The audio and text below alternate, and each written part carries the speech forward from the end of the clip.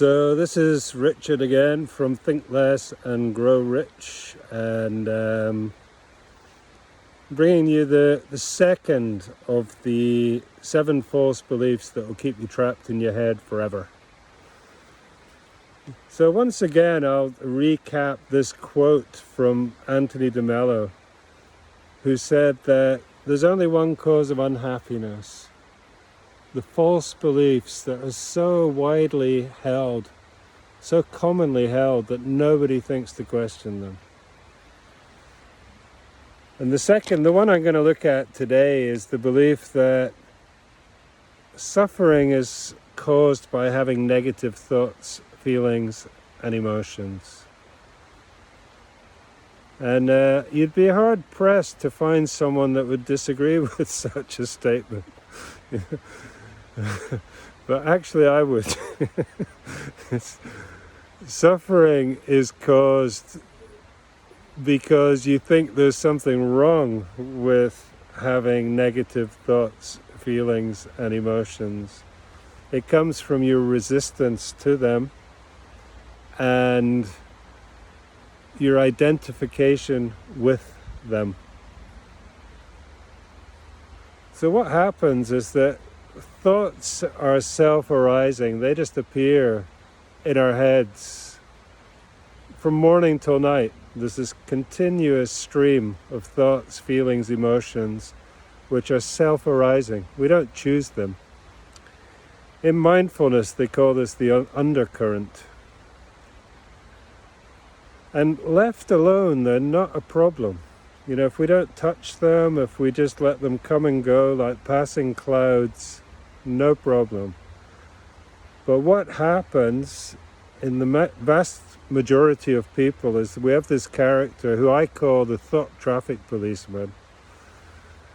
And he's basically expects the river to only be peaceful. And he's frantically jumping around in the middle of the river, trying to iron it, trying to control it, labeling every thought that comes down the river as good, bad, right, wrong, desirable, undesirable, and suffering in the process. So another way is to sit quietly on the riverbank, watching thoughts come by. And one of my teachers, he used a lovely expression. He said, "You suffer because you're open for business." So what does being open for business mean? It means engaging in this labeling process, engaging in the judgment, engaging in the identification, believing that the thoughts say something about who you are, which they don't. So he used to recommend shutting up shop and not giving the thoughts a place to land. So I'm going to say something that might be slightly contentious now, and that's that thoughts are not inherently good, bad, right, wrong, or feelings or emotions. They're left alone, they're just neutral events passing through the stream of our consciousness.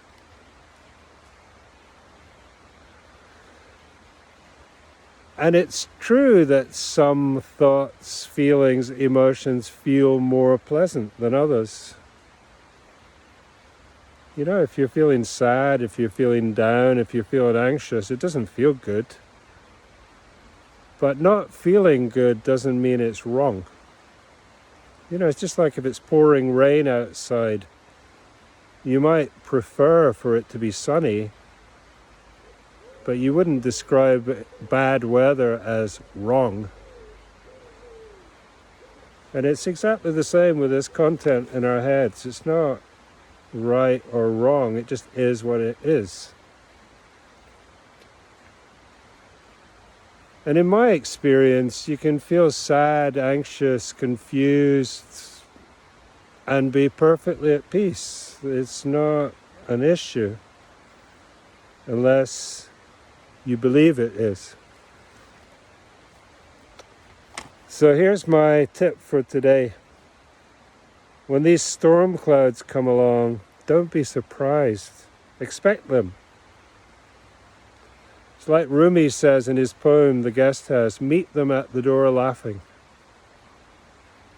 And then, if you make peace with the fact that they are there, then peace is yours. So I'll see you again tomorrow.